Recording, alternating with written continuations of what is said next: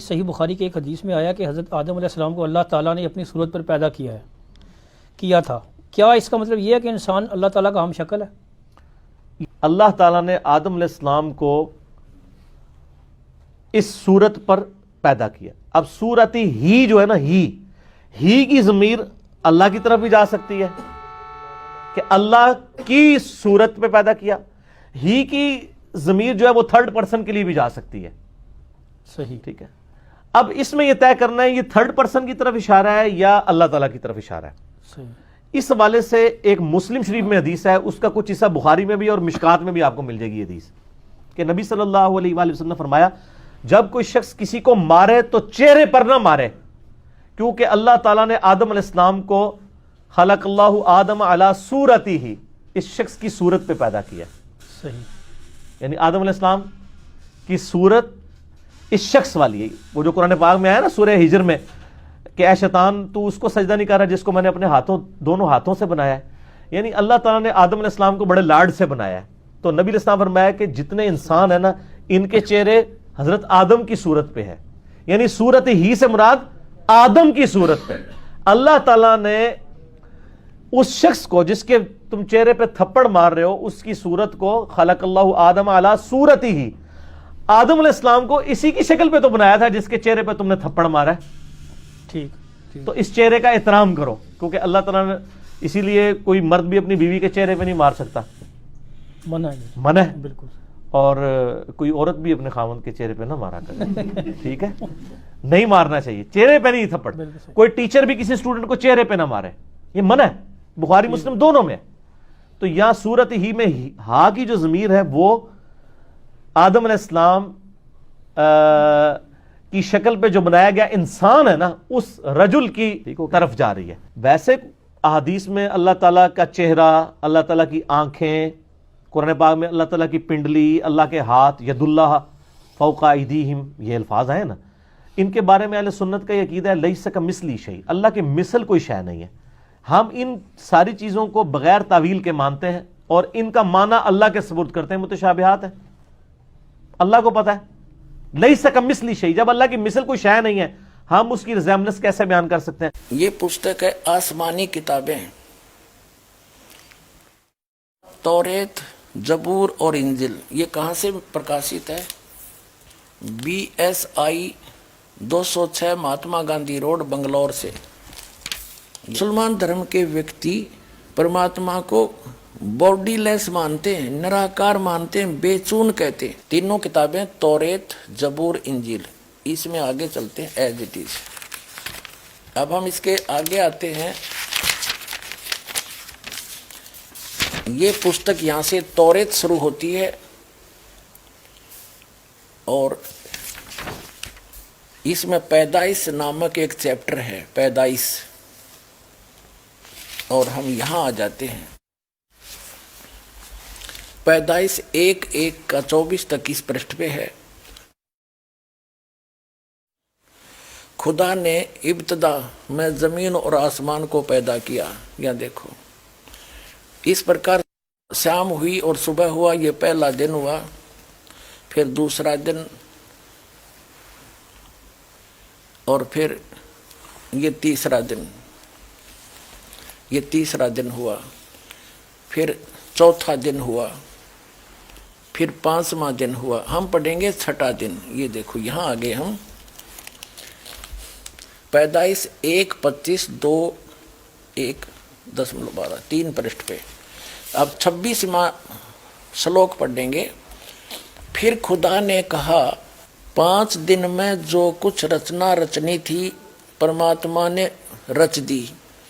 उसके बाद परमात्मा ने कहा कि हम मनुष्य को अपने स्वरूप के अनुसार उत्पन्न करेंगे।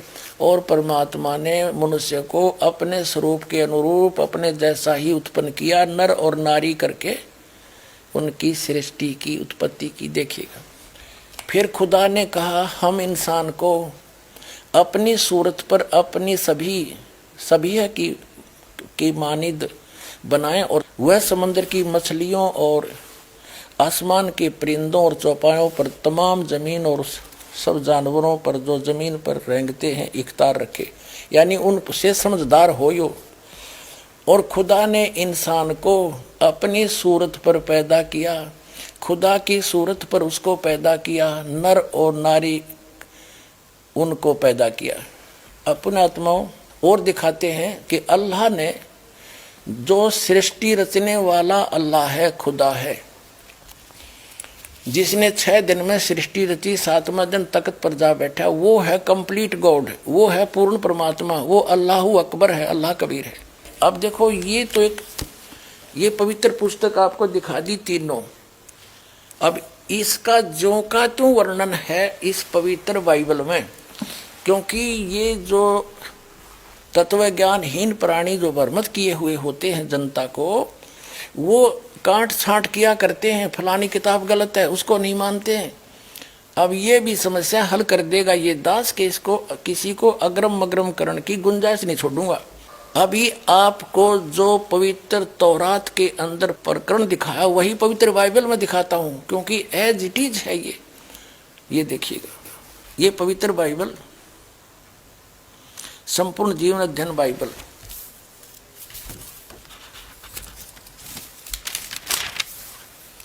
ये है पवित्र बाइबल, संपूर्ण जीवन अध्ययन बाइबल। ये कहाँ से छपा है?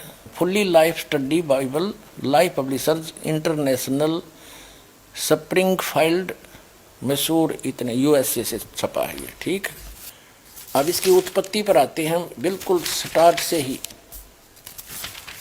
ये देखिएगा, ये है जेनेसिस,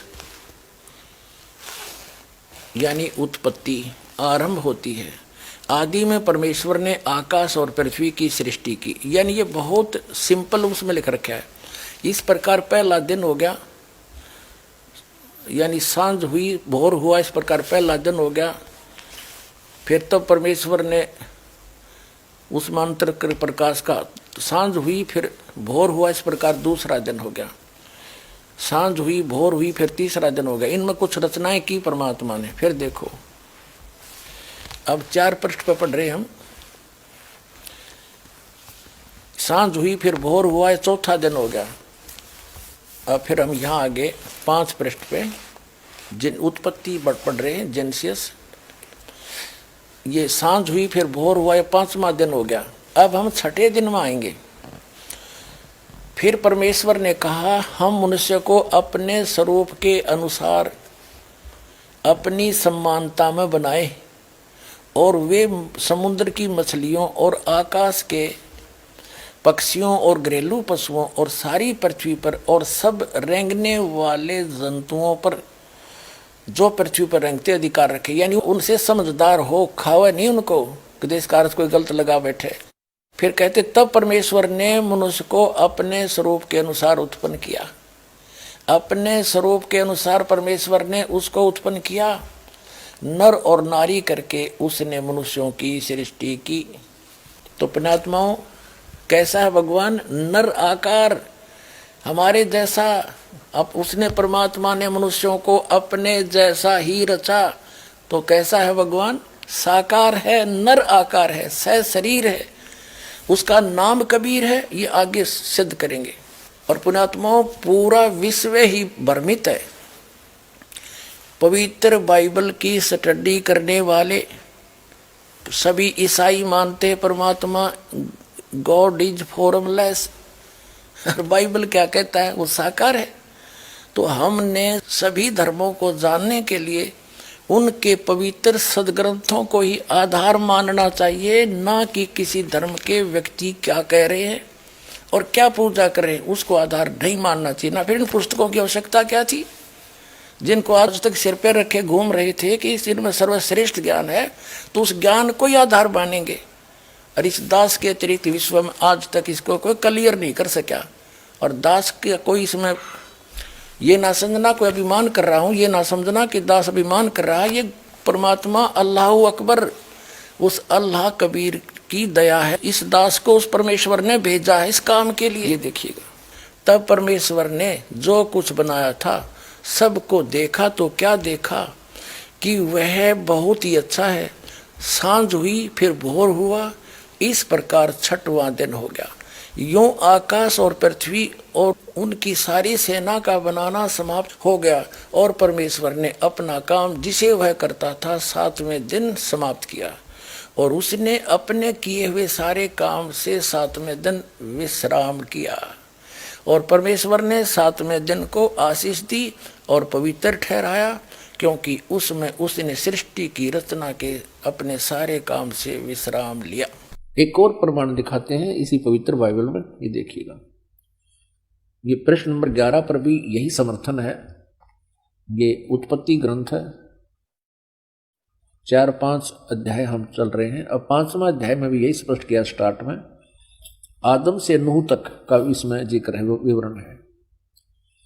आदम की वंशावली यह है कि जब परमेश्वर ने मनुष्य की सृष्टि की तब अपने ही स्वरूप में उसको बनाया। अब डबल दूसरी बार फिर यहां पर प्रमाणित कर दिया कि परमेश्वर ने मनुष्य की सृष्टि की तब अपने ही स्वरूप के में उसको बनाया। उसने नर और नारी करके मनुष्य की सृष्टि की और उन्हें आशीष दी और उनकी सृष्टि के दिन उसका नाम आदम रखा। अब स्पष्ट हो गया।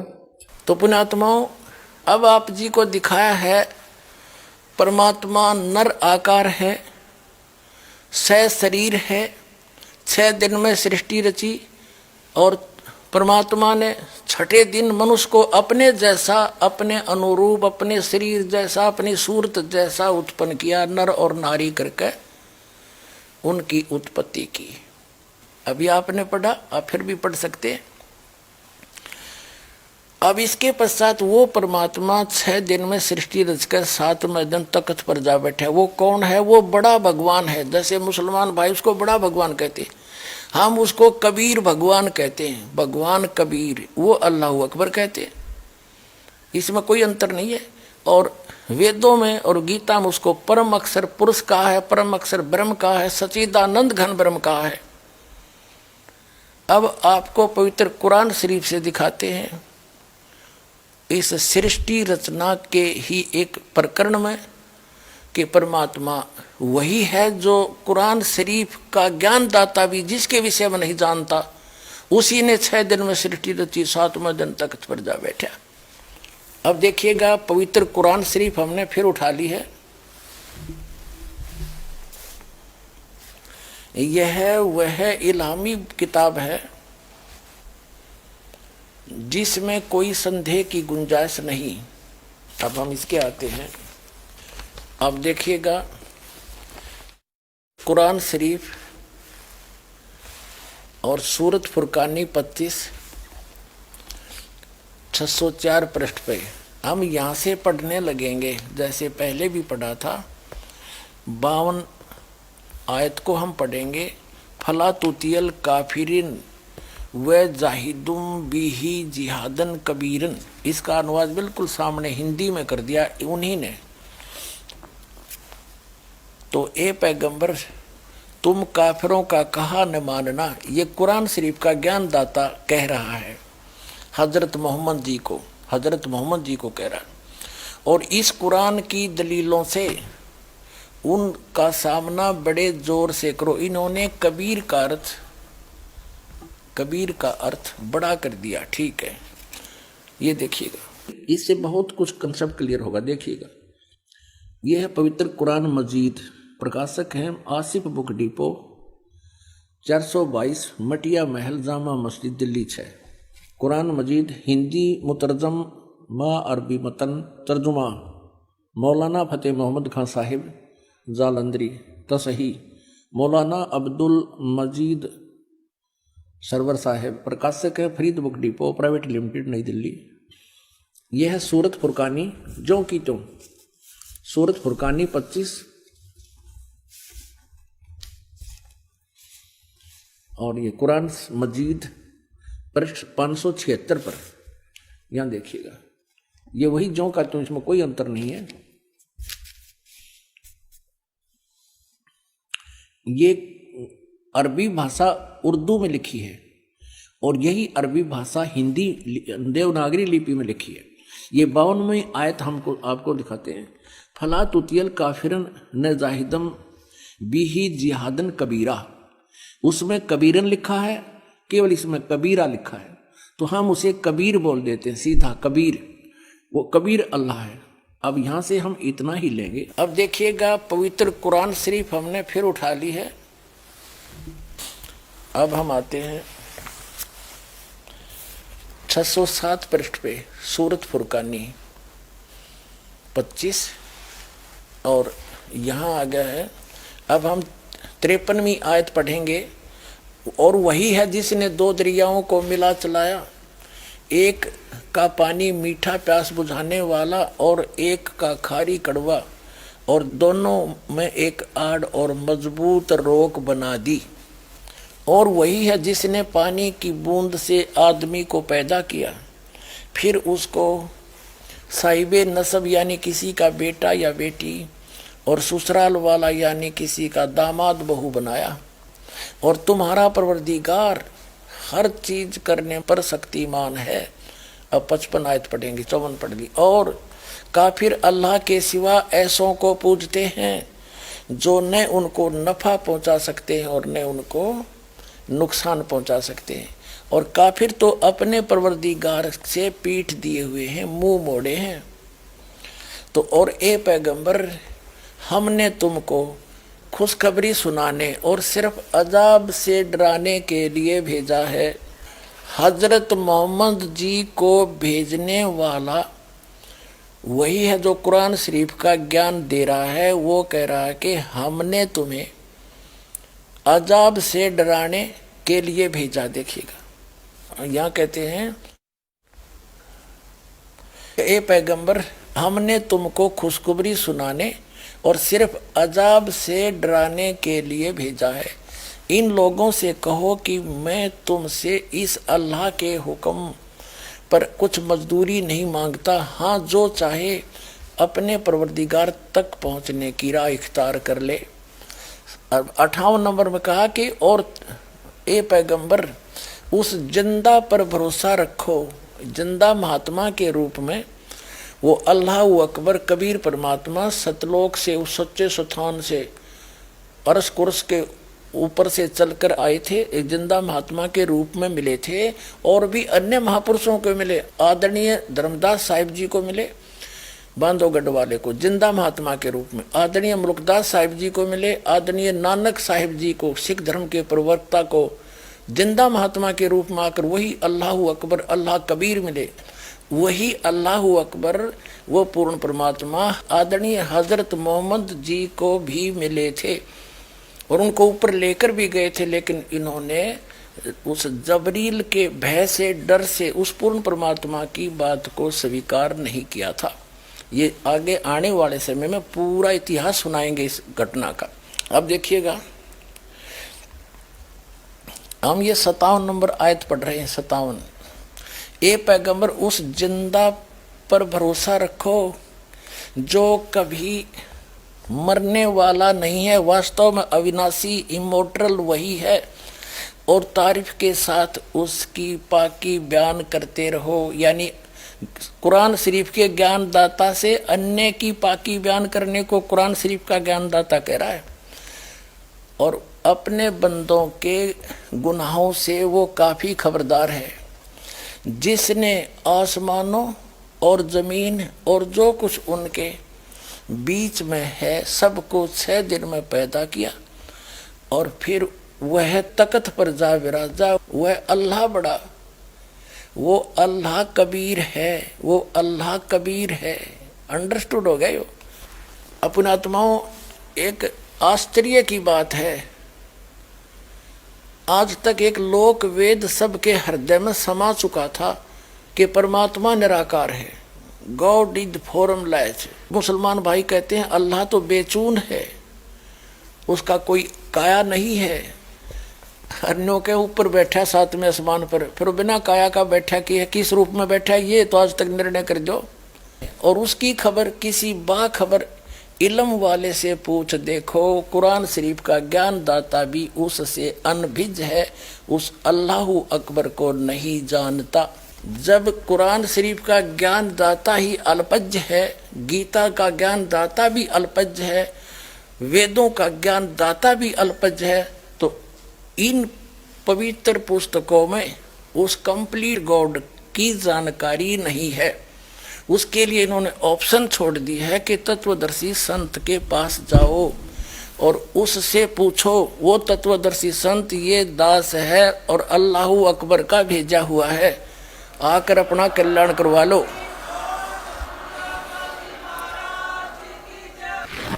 ठीक है पुण्यात्माओं, इन दोनों पवित्र धर्मों की पवित्र पुस्तकों ने, पवित्र बाइबल, पवित्र कुरान शरीफ कहो, पवित्र कुरान मजीद कहो, इन दोनों ने रल मिलकर के सिद्ध कर दिया कि परमात्मा नर आकार है, सह शरीर है, उसका नाम कबीर है, अल्लाहु अकबर है, वो कबीर नाम है उसका। और उसी ने 6 दिन में सृष्टि रची, 7वां दिन तख्त पर जा विराजा। उसकी खबर किसी बाखबर से पूछो तो ये बाखबर आपके पास है, परमात्मा का भेजा हुआ है।